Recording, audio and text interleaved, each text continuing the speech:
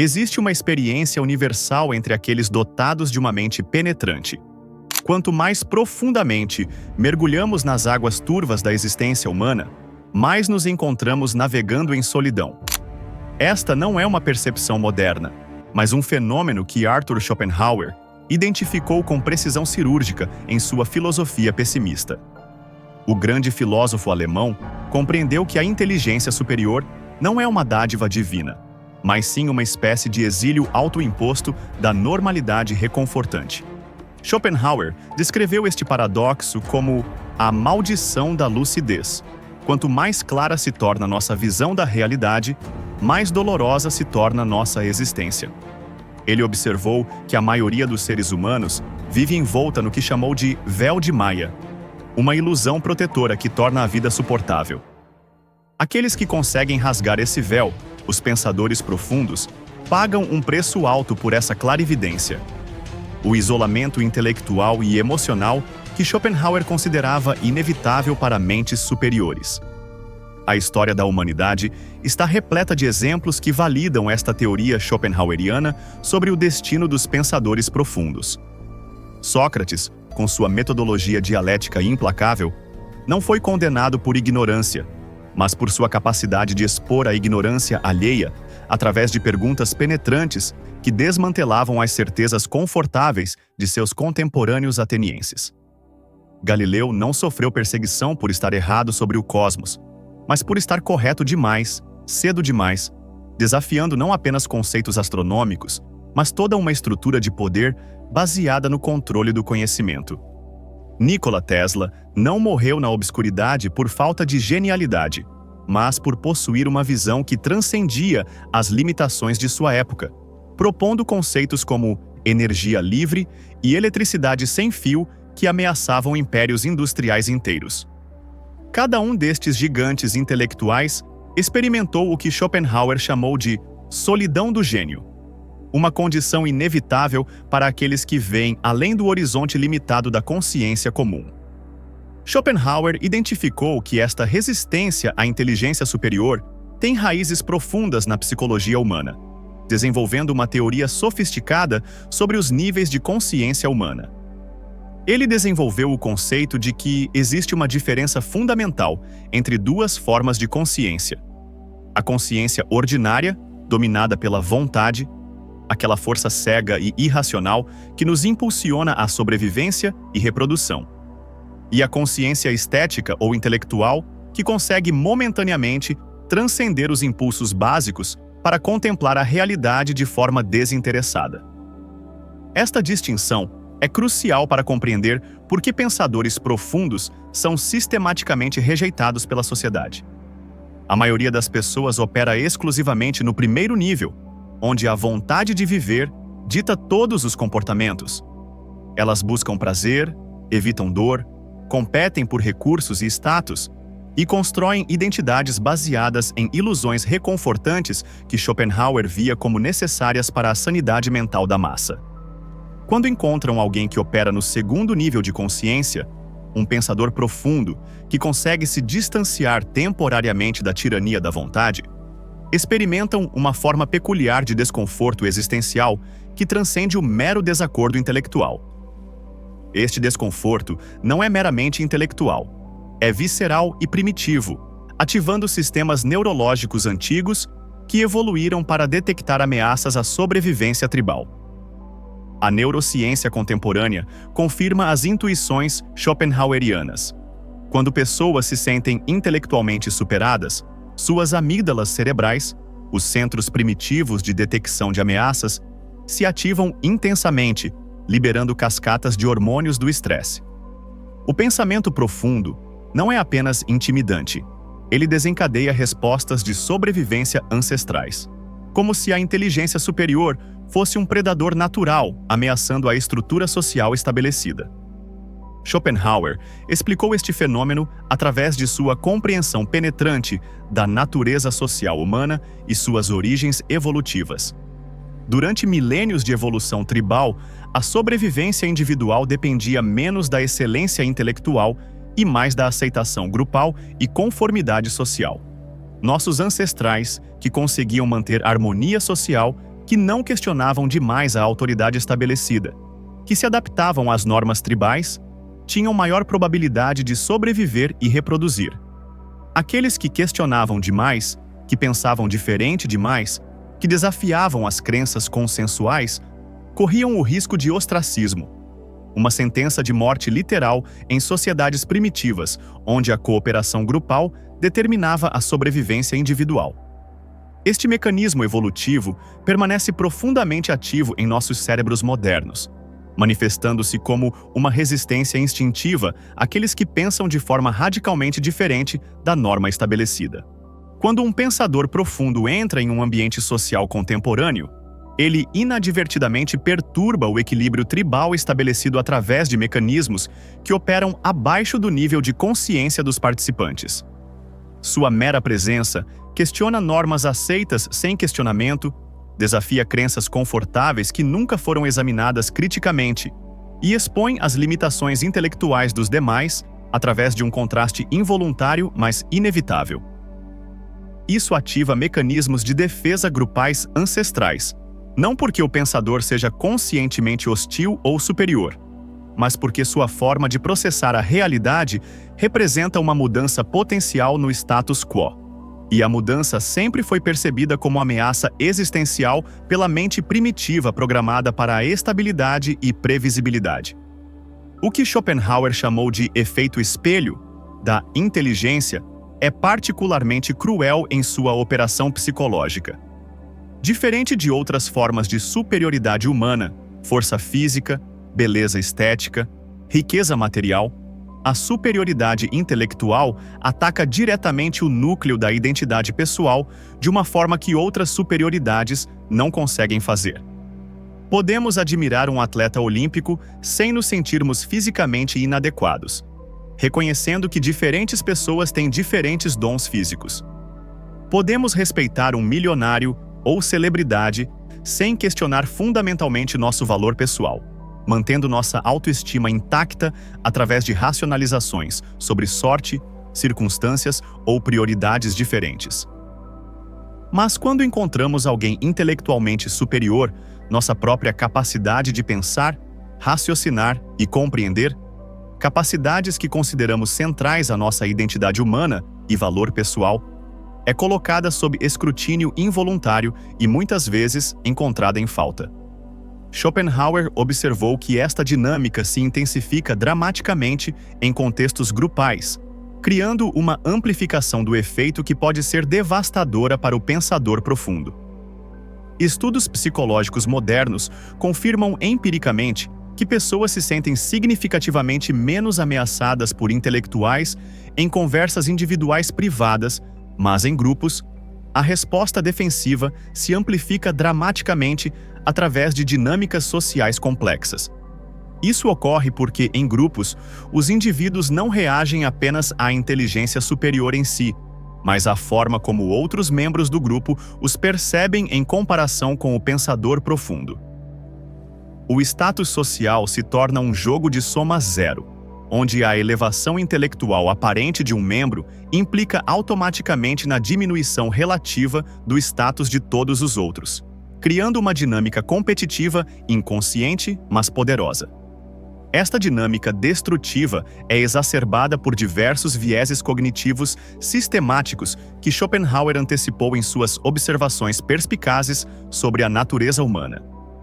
O efeito Dunning-Kruger, descoberto pela psicologia moderna, mas previsto pela filosofia schopenhaueriana, demonstra que pessoas com baixa competência intelectual consistentemente superestimam suas habilidades cognitivas, criando um choque inevitável e doloroso com pensadores profundos que, paradoxalmente, tendem a duvidar de si mesmos devido à sua consciência aguda das próprias limitações e da vastidão do conhecimento humano.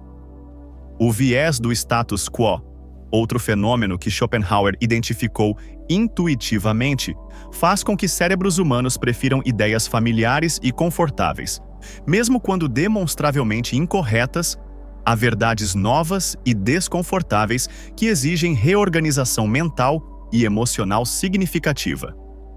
A era digital multiplicou exponencialmente estes fenômenos através de mecanismos tecnológicos que Schopenhauer não poderia ter antecipado, mas cujos efeitos psicológicos ele teria reconhecido imediatamente. Algoritmos de redes sociais priorizam engajamento emocional sobre profundidade intelectual, significando que conteúdo controverso, sensacionalista e emocionalmente provocativo se espalha mais rapidamente que argumentos racionais bem fundamentados que exigem reflexão cuidadosa. Pensadores profundos, que naturalmente comunicam em nuances, complexidades e qualificações cuidadosas, encontram-se em desvantagem estrutural em um ambiente digital que recompensa simplicidade viral, reações instantâneas e confirmação de preconceitos existentes. A arquitetura da informação moderna favorece o que Schopenhauer chamaria de entretenimento da vontade sobre o exercício do intelecto, criando câmaras de eco onde pessoas são expostas apenas a informações que reforçam suas crenças existentes. Schopenhauer não se limitou a diagnosticar este problema fundamental da condição intelectual. Ele ofereceu uma filosofia de vida sofisticada e prática para aqueles que ele considerava amaldiçoados com inteligência superior. Primeiro, ele defendeu o abraço consciente e deliberado da solidão como uma escolha filosófica fundamental. Para Schopenhauer, a solidão não era uma punição social ou uma falha pessoal, mas um privilégio raro e uma oportunidade preciosa para engajamento intelectual genuíno e criatividade autêntica, livre das constantes concessões, compromissos e simplificações exigidas pela vida social superficial. Ele argumentou que a solidão permite ao pensador profundo cultivar sua vida interior, desenvolver ideias originais e manter integridade intelectual sem as pressões corruptoras da aprovação social. Segundo, ele advogou pela busca altamente seletiva de indivíduos afins, não através de compromissos sociais desesperados ou networking superficial, mas através da conexão profunda e significativa com grandes mentes do passado, através da literatura, filosofia e arte, complementada por relacionamentos raros, mas genuínos, com contemporâneos verdadeiramente capazes de conversação intelectualmente gratificante.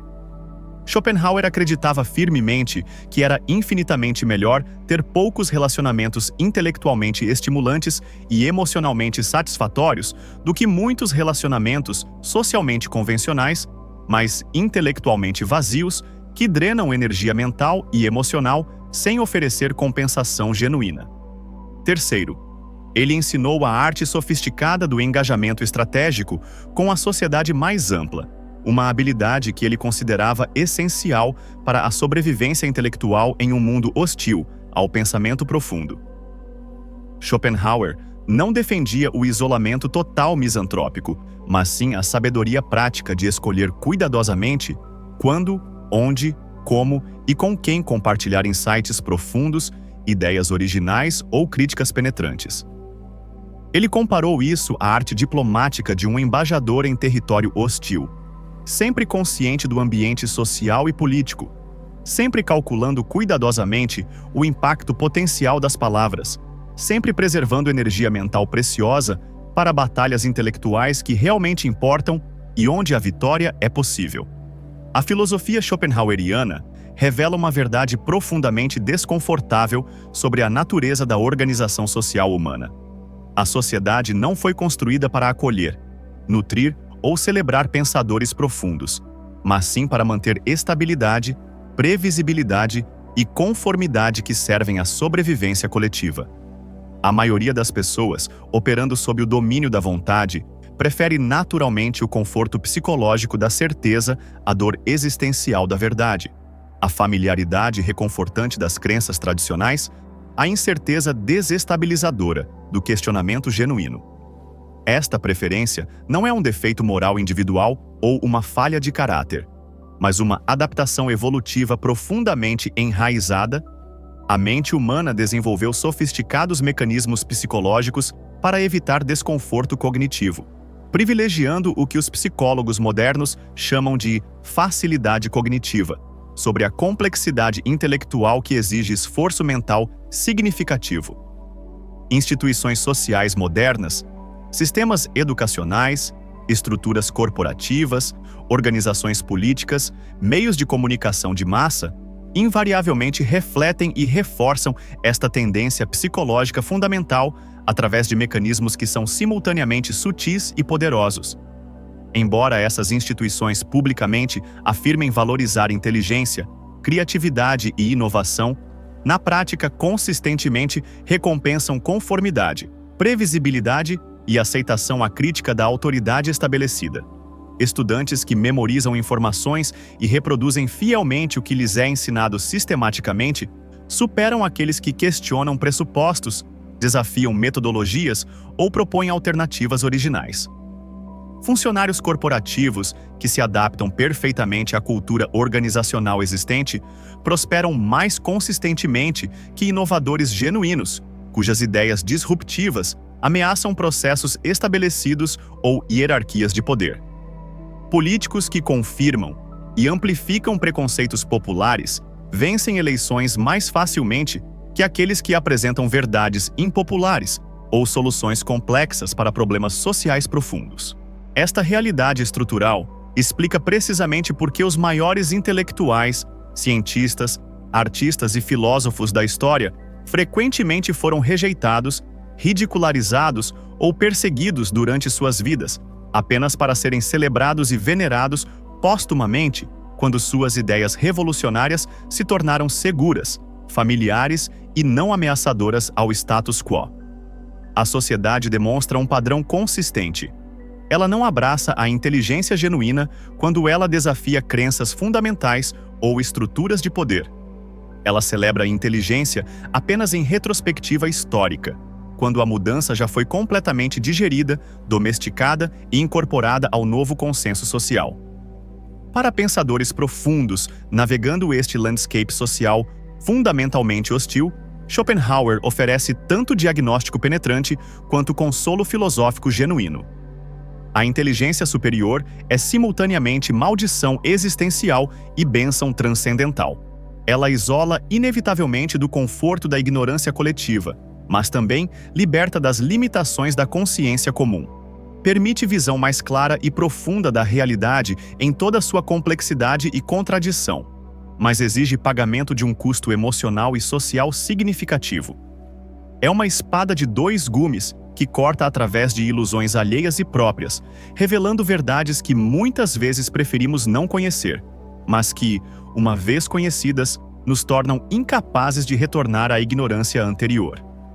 A sabedoria schopenhaueriana fundamental sugere que pensadores profundos devem abandonar completamente a esperança ingênua de aceitação universal ou validação social ampla e, em vez disso, cultivar a excelência intelectual como um fim valioso em si mesmo, independente de reconhecimento externo.